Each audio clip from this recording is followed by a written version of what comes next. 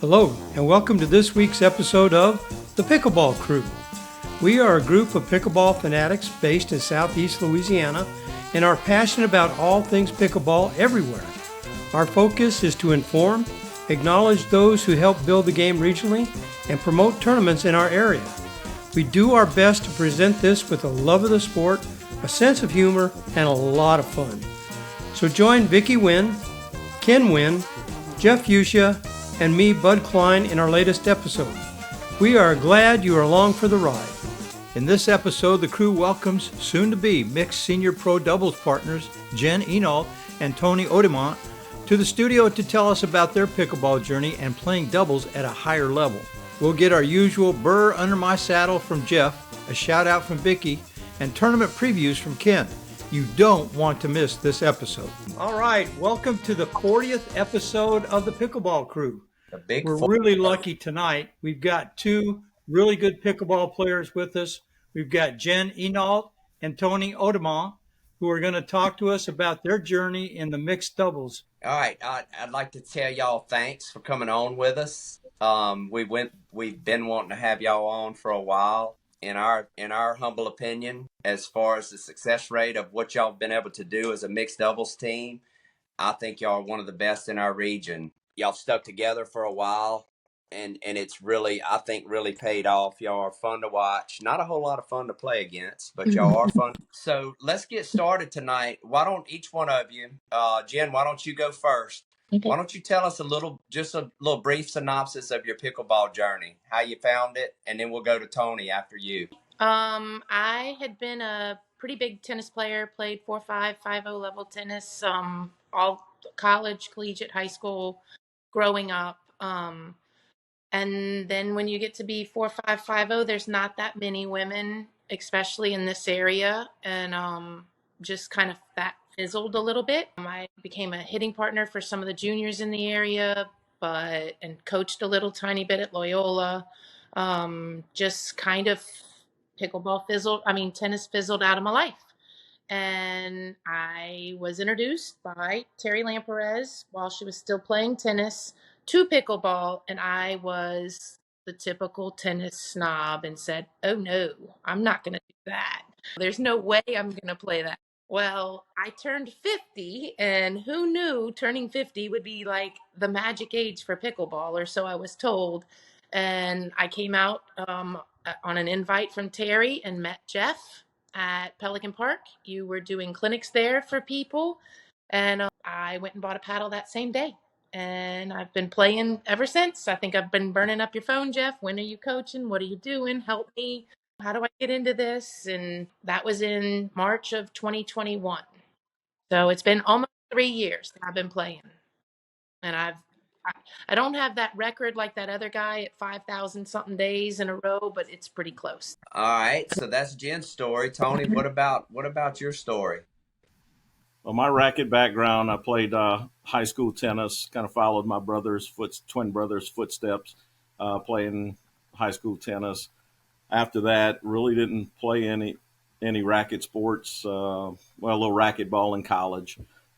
Did play a lot of ping pong as kids with my brothers. Went off to college, went off to the work world, really didn't play tennis again till around early 2019, our friend Jason called and said, "Hey, we hitting the tennis ball around." Jason was also on the same high school tennis team.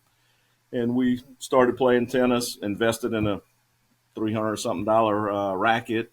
Next week, we found out about pickleball, and that racket is still in the same bag in the closet at home. It's never been picked up. One of the local coaches here, Richard Sasser, educator, coach in high school, he actually called one day, I believe it was July 2019, and said, "Hey, we found out about this new sport, pickleball. Why don't y'all come give it a try?"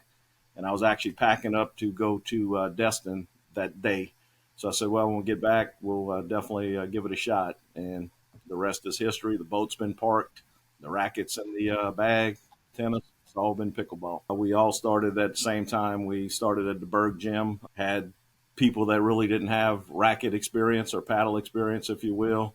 So it was kind of us that motivated each other on, and obviously the skill level of those guys. But nothing but a blessing for us to be able to compete against each other and get better. So fast forward just a little bit. So you and Jen got together to play in your first tournament. How did that come about, Jen? Well, it was at Halloween, I think, that I finally had enough nerve to even talk to Tony. But he'd been at Pelican Park a few times, and the Homa guys would let me jump in and play with them. I had been playing less than 6 months at this time, and just wanted to learn, wanted to play. And Tony actually had one of the best females in the area as his partner, and at Halloween that year. And I was talking to Virginia, Tony's wife, and hit it off with her, loved her. And I was like, would Tony ever play with me? And asked. So I went through Virginia to get to Tony so that he would play with me. That's a smart girl right there. Yeah. And she said, yes, I will talk to Tony. And the next thing I know, he'd signed up, and we signed up for the following March. I think, Tony, was our first tournament, the Senior Olympics in Biloxi at Pops Ferry. So, yep, I had to beg, and it worked. I don't remember you begging. It was a pleasure. You So had when y'all started, 3 years experience, and I had 6 months. So you took a chance, and I appreciated it. yeah. So when y'all that first tournament, y'all won gold in it, didn't you? Mm-hmm. Yes. Okay. So was it all right? We're gonna play in this tournament because a lot of people. We're going to test this thing out. Tony, me and you are doing this right now. I guess we're waiting to see if the other one's going to be bad or what. But for y'all, what was it like? Did y'all know after that first tournament, hey, let's make a run at this thing? Or was it like, hey, let's go tournament to tournament. Let's see how it goes. What's that like? Obviously, we were pleased with the results, and we played well together, and obviously, it was the beginning. Yeah. Y'all kind of felt like, hey, let's see what we can do here, huh? Yes. Yeah. Yes. I think we originally had let's plan out about 6 months of tournaments and try it and see how it goes. And now I won't sign up with one without contacting Tony and Right. first, so we try and plan it out to play together. So Yeah, so I think we gathered. Tony obviously keeps up with y'all's results, which I keep up with all my results also. So Tony sent that to us. Hopefully somehow Bud can get that up for us where people can see. I mean, y'all are regulars at the podium in most tournaments that you play in, with a lot of times it being gold or silver. yeah. So and that's an attribute to y'all for sticking it together and just staying with it, because I'm sure there's been some rough times. Well, for me, it's the longevity obviously makes it better and better and better. And people question all the time whether or not they should stick with the same partner. Obviously, you have to have a good rapport with each other, and it has to work in order for you to stick it out that long. But the payoff comes over time, correct? Yeah. Absolutely. I mean, And I the can honestly say Tony has never said an ugly or negative word to me on court, ever. Or off court. But on court, we're not all perfect. We all can't keep it together 100% of the time. And we both go off the rails, and it's just like, all right, bring it back. Let's refocus. It's always encouraging. It's never negative. And I think when you have somebody who's constantly positive and trying to keep you positive, we play better. We play our best. And I never want to disappoint and go out there and miss balls or have an off day. And luckily, we rarely do. And if we start off rough, we usually finish pretty strong. So, but I think that's just because we complement each other and try and keep it positive every time we're out there. Yeah. I mean, it's fun. It's just fun. We've talked about memory of a goldfish. Basically, Yeah. it's gone. Forget it. Yep. It doesn't matter what you just did. You have to play the next point. And look, we have not put together the perfect game yet. It's we're learning every time we go out, and I think we both have aspirations to get better, and that's what we're striving for. That's great. It's a great outlook for sure.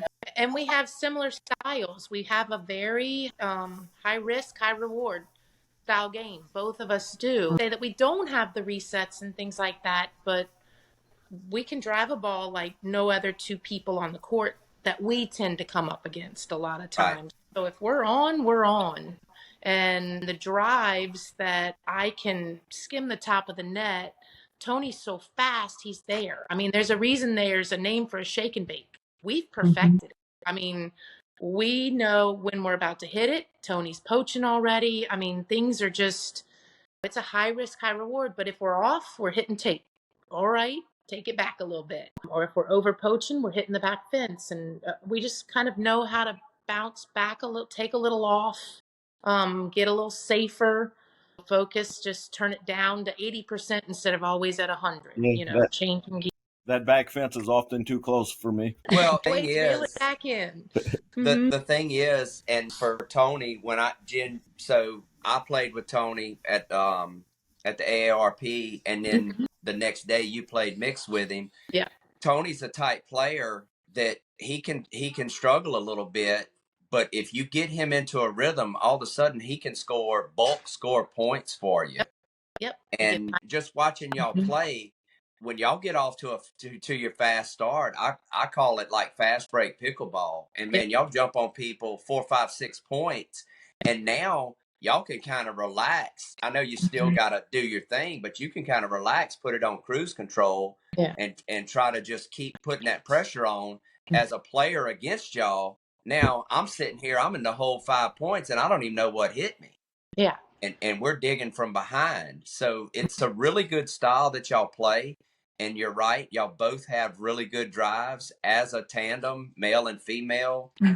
Or like you said, the people in our region, y'all's drives are as good together as any that I know of, for sure. Yeah. And that's the racket sport background gave us that advantage, or gave me that advantage. Yeah. To be able to hit strokes like that, for sure. But it's very effective. And Right.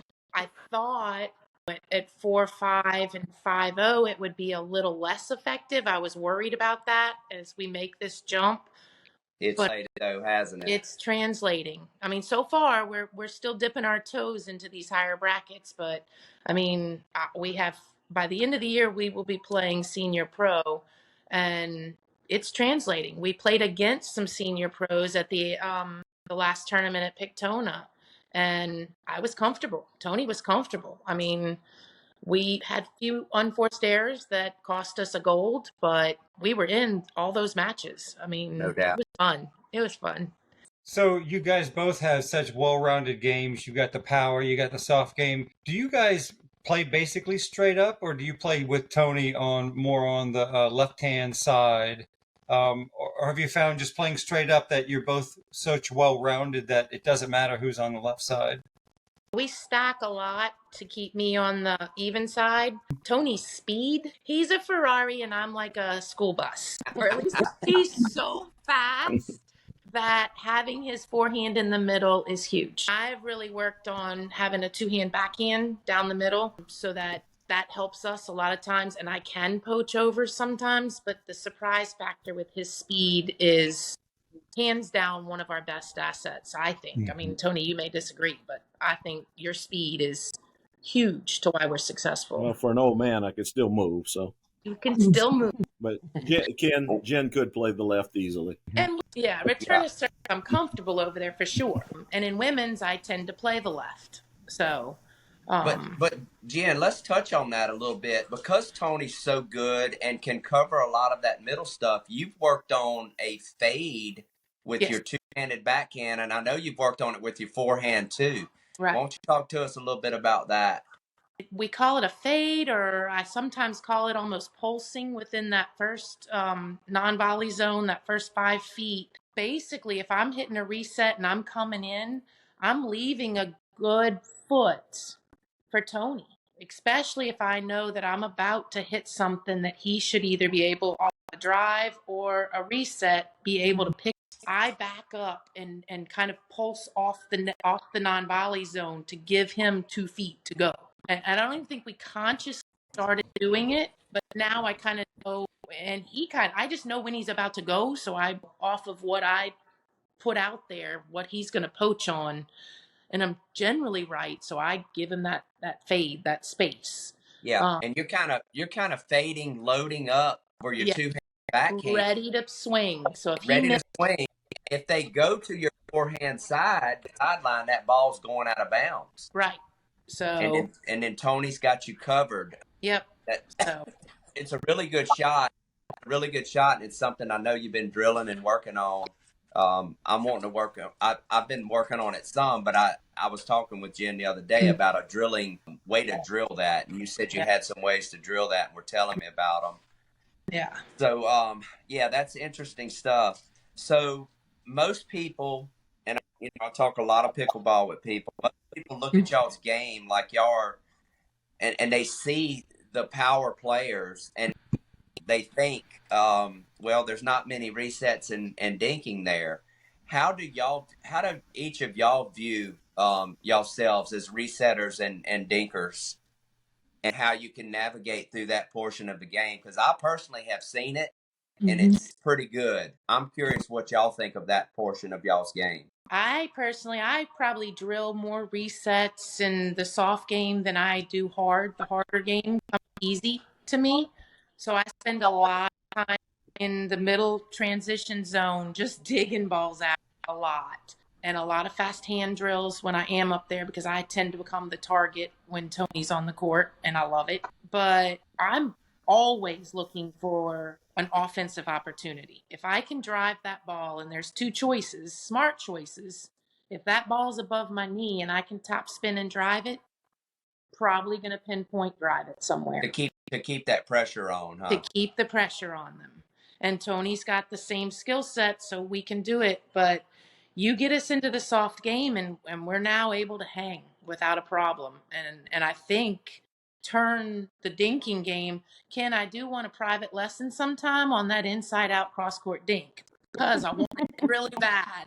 But that's you turn a dinking, a defensive kind of, you turn it into an offensive opportunity with that dink. And that's what I'm constantly looking for, chances to be offensive. Yeah, it's a good pressure dink you have. So, Tony, how do you view yourself in the reset dink game? Reset? What's that, Jeff?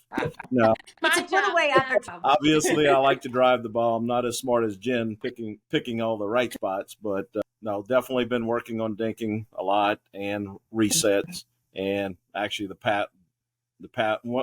I'll kind of give a plug to Diadem. When I changed to that particular paddle, my resets got a heck of a lot better. It was a good feel for me. More solid, you saying? Well, the dinks were more solid, but it's more of a. Yeah, I'm talking about your resets. Oh yes, the resets were more solid, but the paddle was, I guess, a little softer in that aspect to block the ball and get it over, and not pushing it off to the fence, if you will. Right. But no, it's again a works in progress always. But definitely try to work a lot on dinking, especially on the left side, since that's generally where I'm at. And the resets are coming along as well. We do before we play games. Now we're making sure we're doing the drills from the non-volley line to the step back a few feet and make sure we're kind of getting that mid-court game. Well, I'm just going to I've told both of you this separately. I don't know that I've told y'all together from a coaching standpoint. And we talk. Not only do I talk strategy with y'all, but we talk about y'all's game. Y'all tell me about my game. We talk about stuff we're weak at.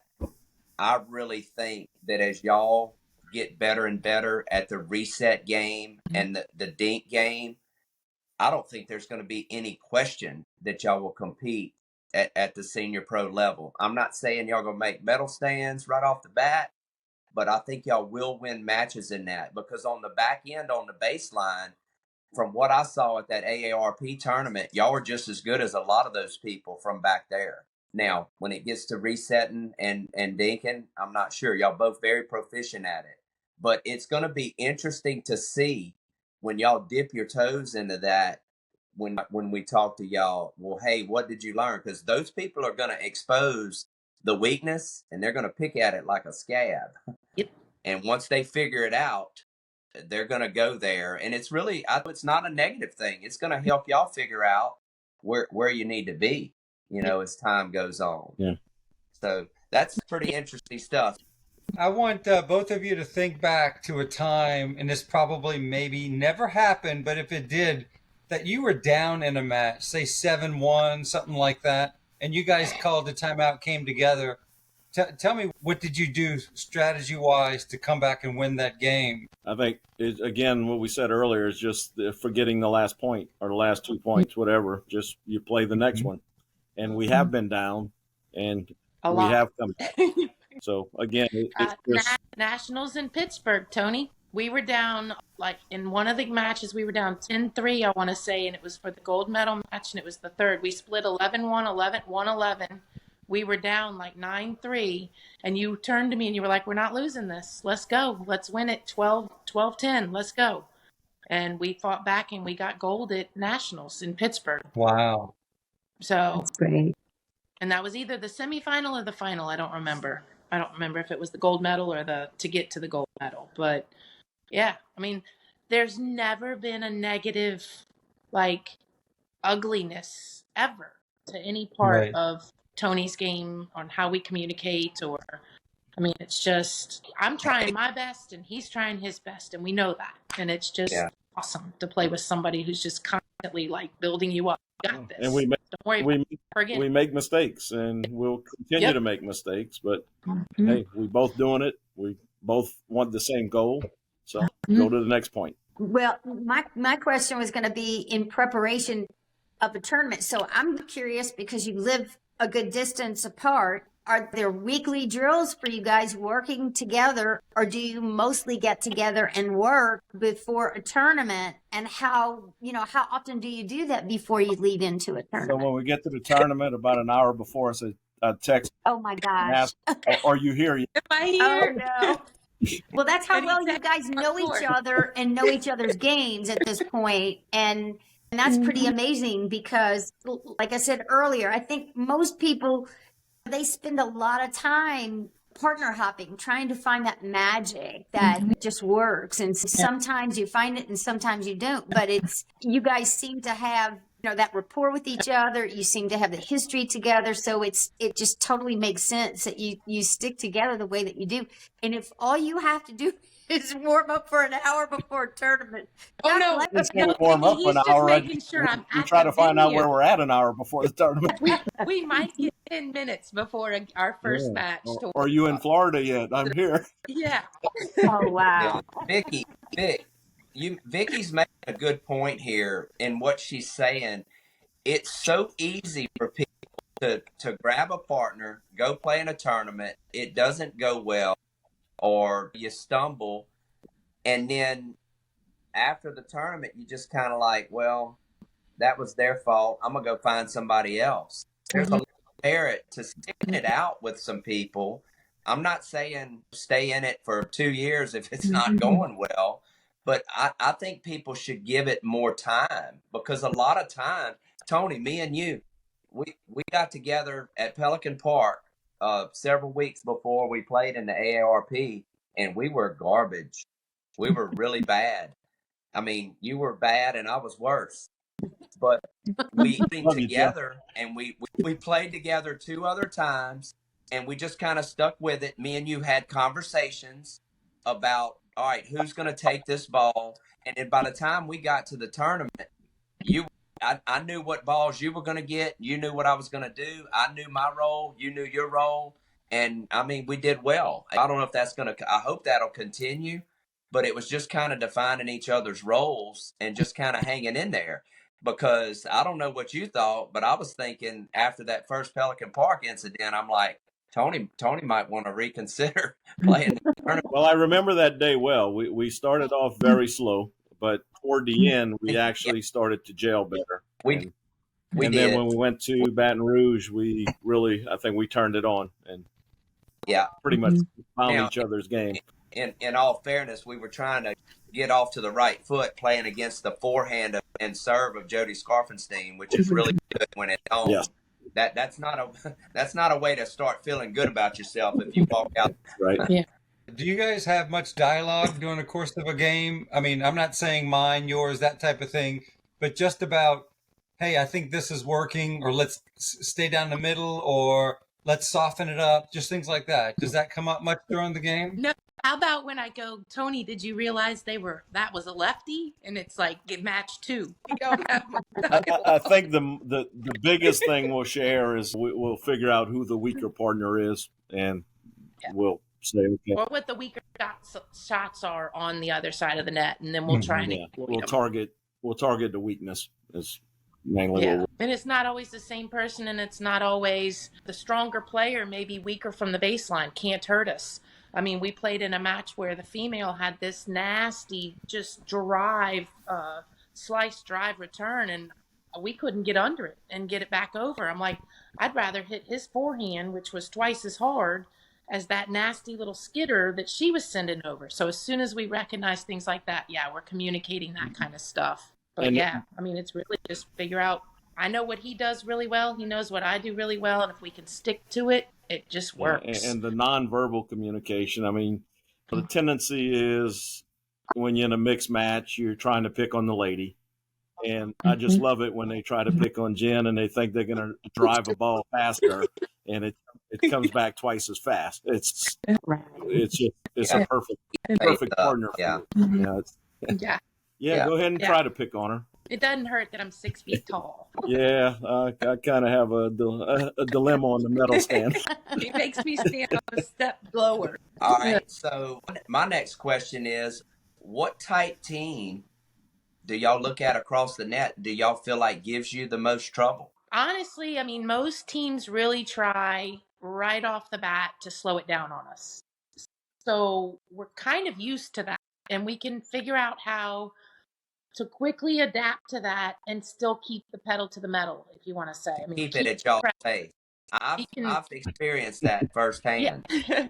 So most people quickly go to that, trying just to block and take off pace, and it's not super effective. I think when somebody can match our power, we're like, ooh, wait, we don't see this very often. And that kind of puts us on our heels for a shot or two until we figure it out. I know in the women's match I played, I know we're talking mixed here, but the women's match, that put me on my heels to be playing against women that were just as strong as me or stronger. Bringing it, yeah. You know, they were bringing heat, and I'm not used to. I'm used to the woman coming out and having this nice soft game, and we can just pick on it. I mean, we can exploit it. I mean, but it has taken me 2 years of patience not to be the first to speed it up and to really wait patiently for the pop-up ball. Tony, too. We both have grown in the last year where the soft game is not scary.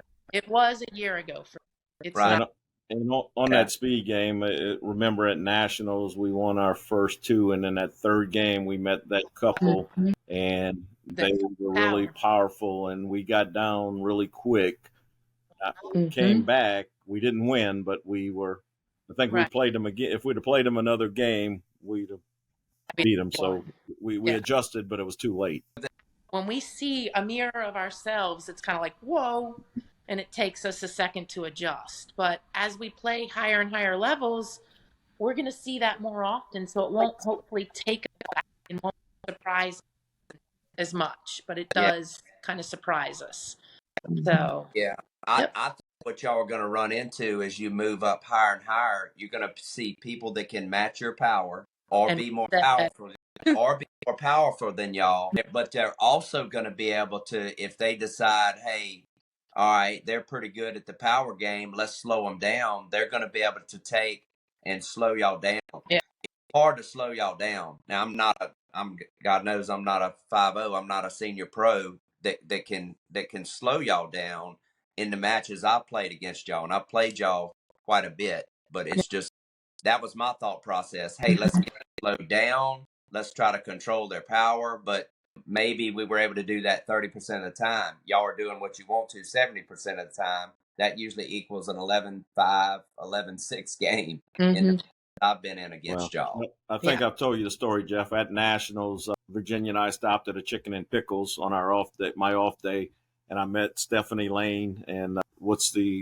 Seymour Rifkin.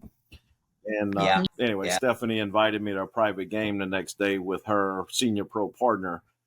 So I got to play games against the senior pros, and the level was incredible. as far as just no, the mistakes were so minimal. So Wow. that's what we have to Yeah. try to accomplish. Consistency there. Yeah. So Interesting. guys, when is your first official senior pro tournament? Do you have one picked out? Wait, We did. We're not 100% sure, so yeah. we were targeting May, and I'm gonna have another grandbaby in that time frame, so I better not leave home if I want to come home. Well, that's exciting. Yes. That's exciting. It is exciting. Not only are y'all dipping your toes into that, but we also have another one of our regional players, Brent Roy, who is going to play at pro. I think he told me starting in April or May, and he got a couple. And I mean, that should be, for those of us that play with y'all, that I keep saying that should be exciting for us and give us confidence, even though we're not playing in it. Yeah. Because if y'all go and have success, that just breeds success in me to think, hey, the same people that I'm playing with and able to compete with some are winning a few matches in senior pro. Because you look at it and we watch the final, like the gold and silver and bronze medal matches. Now, those top teams, man, they're good, but they're the top teams in that. How many teams were in the mix in that, Jen?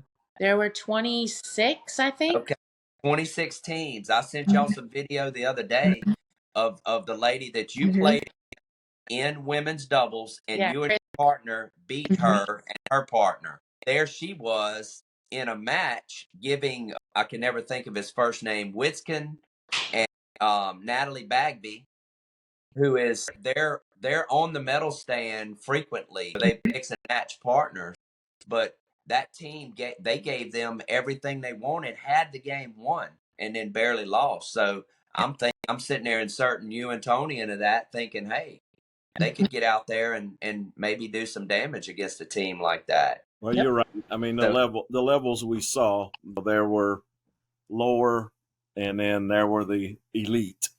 It would at no point I think we could beat that elite team, but some of the lower. Not yet. I go to continue to get better, but I think we competed with some of those teams. And I played singles against one of the guys in the pro that played pro level, and we split. It's just what kind of draw you would get. Right. Very good. And the game is speeding up at this point, don't you? I mean, Jen, you and I had that conversation the other day with the ladies. For sure, at the net, it's just crazy to watch some of those dinking battles and how fast they are. But the game definitely seems to be getting a little more offensive and a little more aggressive and quicker. You've just got to have good, fast hands up there. Yeah. And that makes the reset that much more important. Being able to use that fastball is now hugely important.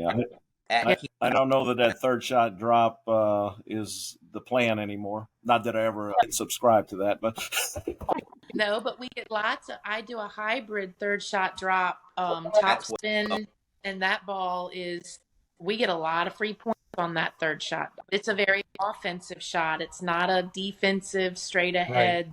Right. It is definitely offensive. Yeah. It's offensive third shot drop. So the drip. I think it's got a couple of different names, but the drip is one of them. Yeah. Well, me and Vicky were talking about this today at drills. We were talking about it with Rhonda. For the longest time, people told me on your drive, go 80%, 80%, 80%. And that was for me, that was false information. I think some of your drives, when you're off balance or not exactly feet set, the ball's not quite high enough, you go at 40, 50% and just kind of looping that ball over the net about 4 or 5 inches high, and it's not dropping in the kitchen, but it's dropping at their knees. Yep. Okay. And they can get kind of offensive with it, but not real They're coming back with a ball to you, and it's usually in the transition zone. And if you choose, then you can take that one and put it in the kitchen, and then you're at the kitchen line. Yeah. So versus the old looping drop shot that I worked on the first couple years when the game was slower, 4 or 5 years ago. Then all of a sudden paddle companies got involved, and more tennis players coming in. So it was either evolve or be a dinosaur. And I didn't want to be a dinosaur. So I think that's where it's heading. Yeah, You know, that kind definitely. of hybrid drop or hybrid drive. Yep. Tony, that's good. That's music to your ears, isn't Sure. it? I do try to one of the shots I do try to work on is I'm playing the left side is to kind of drop it all the way cross court right in that corner. And if Jen could Yeah. jump on that, they don't have much option of where to go with it, and she's sitting on it and put it away. That's such a good shot to that player, because most players are right-handed, and you're dipping it down to their backhand. Ken's really good at both of those, both corners. That's kind of down in that Yeah. coffin corner. That's a great shot when it works. Yeah. That's a shot I try to hit, but it's I know both Jen and Tony do that really well. That's a great shot. Just to give you a hint, I drilled that shot for about 2 hours today. That Yep. specific inside out Mhm. forehand to the backhand corner. I mean, Like it's It's like a looper, huh? Like it's kind but of it's top spin, top spin, top spin. yeah. And I mean, I really did. I drilled it for about 2 hours Yeah. today. So Well, yeah. that's exciting to know, Jen. Next time I play against you, Jen, you were drilling with a deep return or the loop into the kitchen, the drop shot. The drop shot, the third shot. Because I think Jeff knows Yeah. I also like to drive the serve to that The serve. backhand corner, that opposite corner. Yep. yeah. Absolutely. Well, as my drive continues to evolve, Tony, since I played with you, practice wise and in the tournament, I don't know why I would go middle a lot. I guess I didn't have as much confidence in my drive, but I saw how that was setting up points, and we were just scoring a ton of points off of that. And the tone where you were putting that deep right hand corner. Yep. I've started doing that, and as a left-hander, when I'm on the left side, like you were, in a lot of rec play matches, it's natural for me to just put it into that corner. Now I have more confidence, and I'm seeing I'm winning more points with it, setting up my going off of the setup of my forehand to that corner. I always say use imaginary cones. Go for the cones. Go for the cones. Because in drills, we set them up. But when you're in a match and even in rec play games, I try to encourage everybody to use those cones and imagine that they're there and go cross court and give it a try. The more that you try it, the more you use it, the better you'll get with it. My students literally say they hear my voice saying placement over power, placement over power, Yeah. over power. We can always add power to a game, but if you can't accurately place that ball, you're not going to be a better pickleball player. Work on your accuracy first and then add the power later. All right. Well, look, y'all, this has been, I thought it was going to be real interesting, and it has been real interesting to get kind of behind the scenes with y'all's partnership, and also figure out a little bit about how y'all found pickleball. But just want to tell y'all both thanks for coming on with us. Thank you. Thank And you. we're going to be following y'all's pickleball journey. Tony, hopefully me and you are going to get in some more tournaments and see what we can do there. So it'd be good to have you guys back on if y'all would like to come back on and kind of give us a state of the union in 4 to 6 months and see where y'all are at. So thanks a lot for coming on. Thank you, with us. guys. All right. Yeah, thank you. It's a really good podcast you started there, bud. Very fun. All right. Again, my thanks to Jen and Tony for joining us tonight. But it's time to move along. And of course, as always, it's time for Jeff's Burr Under My Saddle. You're a burr under my saddle. You're a thorn sticking in my side. All right. This week, I'm giving the people a break, bud. I usually start off with people. What are y'all doing? This week, I'm gonna go kind of a different approach. And Tony, you can probably appreciate that too, this burr under my saddle, because you're a mover on the court like I am. Pickleball shoe companies, what are y'all doing? Can we could send a man to the moon, and we can't make a pickleball shoe that won't wear out in 2 months' time under our I love my Skechers, but I got a pair of Skechers on that I bought in December, and the sole of them is worn out. It's almost flat. What's going on with you pickleball shoe companies? Are y'all got a little scam going on where I gotta buy a pair of shoes, or do I need to slow down on the court to not wear my shoes out? So for me, pickleball shoe companies, please figure out a way to make a harder sole that is still comfortable. Maybe that's their problem. That'll fit me. I can be comfortable and let me get 4 to 5 months out of it. Get right, pickleball shoe companies. That's this week's bird under my saddle. Thank That's you, my Jeff, and I pickleball. agree with you. I think the pickleball shoe companies are really missing the boat for us. Yeah. Thanks again, Jeff. And All now right. Hey, Bud, I've got a shout out. All righty. Thanks, Bud. My shout out this week is to Michaela and McCabe of Gulf Coast Pickleball. I just want to thank them for hosting their tournament at Pelican Park. It was a great day. There's a tremendous amount of tough competition out there, but I have to say it was such a real treat to watch those open divisions. I think people that were watching, that were there, and spectators were even saying, wow, wow, wow. Like they just all day long, it was good competition. A lot of great people out there to watch playing. You guys did a great job. No, it was a very long day for everybody. It was cold and windy, but we did it, and everybody made it through the day pretty good. And it's just always a joy when you guys are out there and you host your tournaments, and you get such a good following. So, gonna thank you guys, and thank everybody who signed up for the tournament and who came out and played, especially those open division players, just because of what a treat it was to watch them. They were phenomenal. So thank you guys. And it's back to you, Bud. all right, Vicky, thanks for that shout out. Hot off the press, it's time for Ken's tournament previews. Hey, thanks, Bud. All right, let's start with March 2nd. It's the Pickle and Pork at the Stone Creek Country Club in Covington, Louisiana. We'll put the URL at the bottom of the screen. This is a repeat tournament from years prior, and they have always done a great job. So if you're looking for a tournament March 2nd, this is one to check out. Also, March 3rd and 4th, this is the Greater New Orleans Senior Games at Coquille Park in Covington, Louisiana.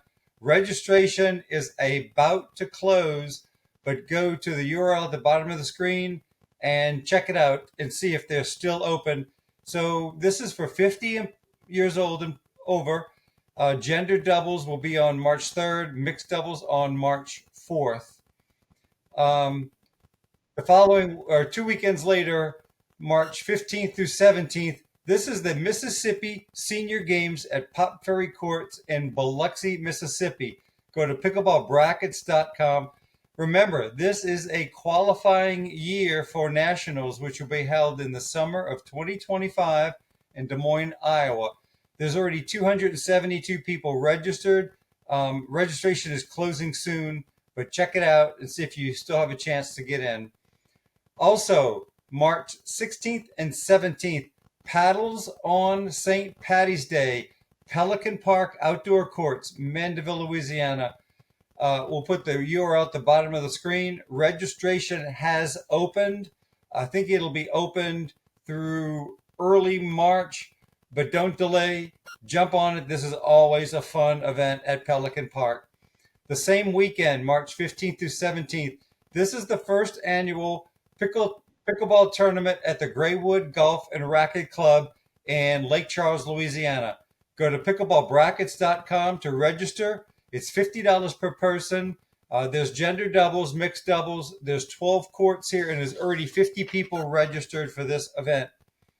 The following week, March 22nd through 24th, Pickle in the Dell. This is one of the oldest tournaments in St. Tammany Parish. They always do a great job. It's going to be at the Cross Gates Club in Slidell, Louisiana.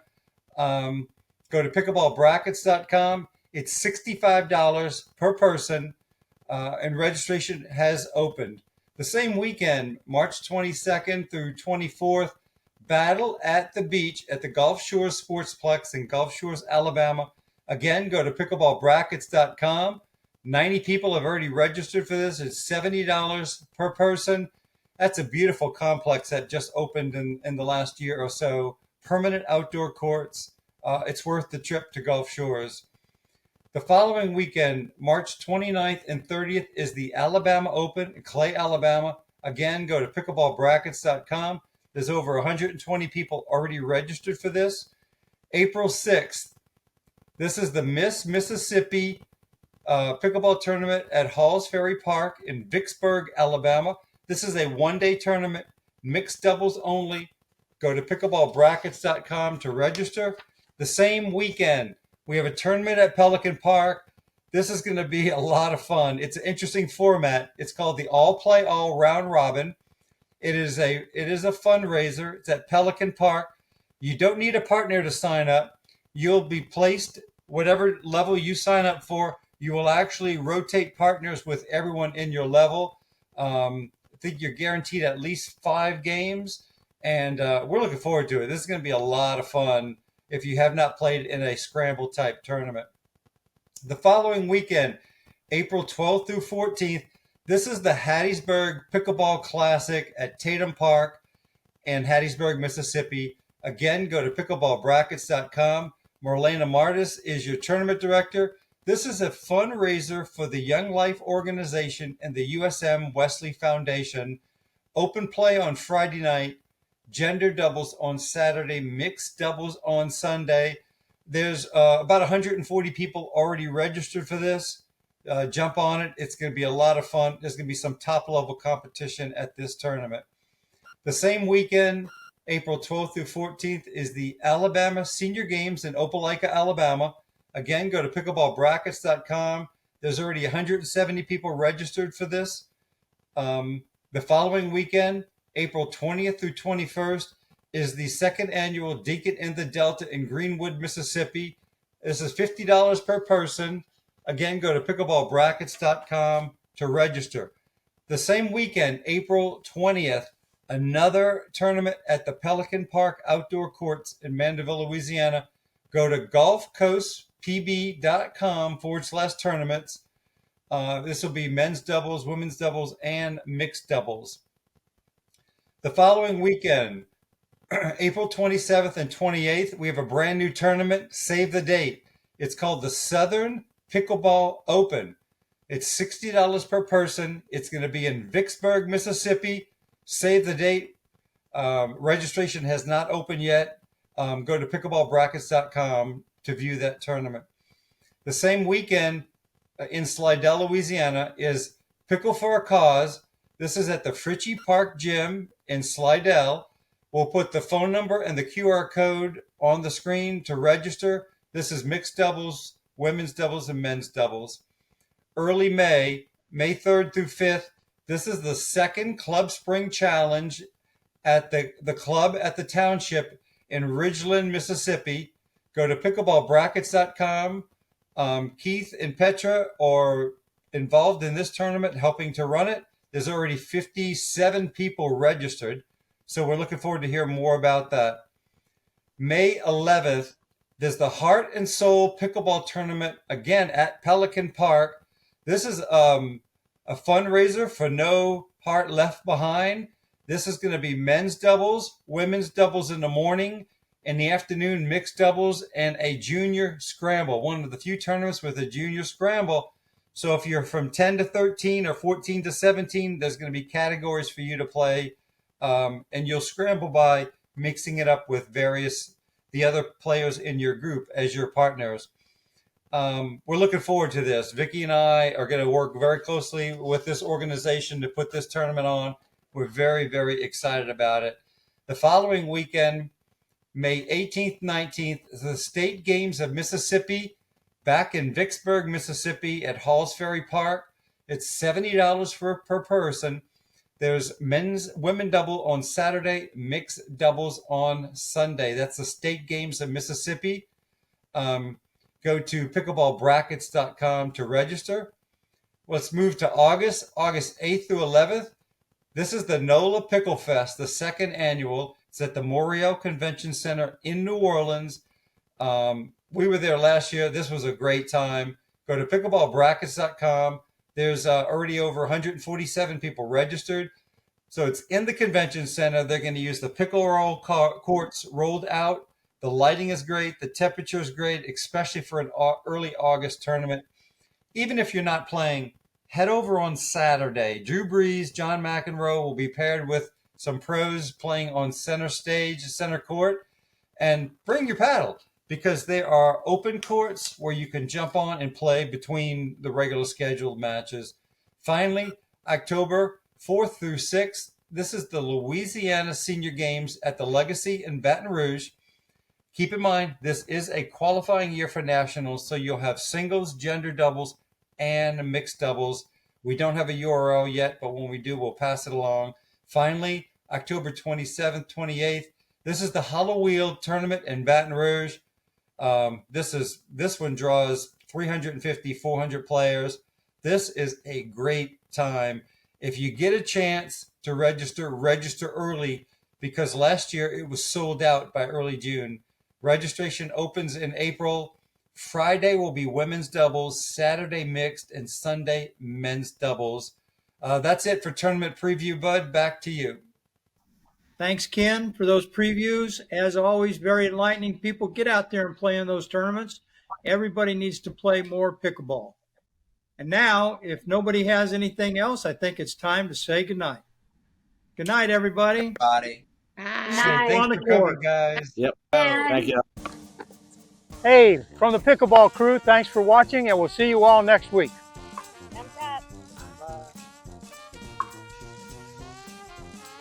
Well, that's it for this episode. We hope you enjoyed it. Be sure to leave any comments and please like and subscribe to our channel. Thanks again and see you next week.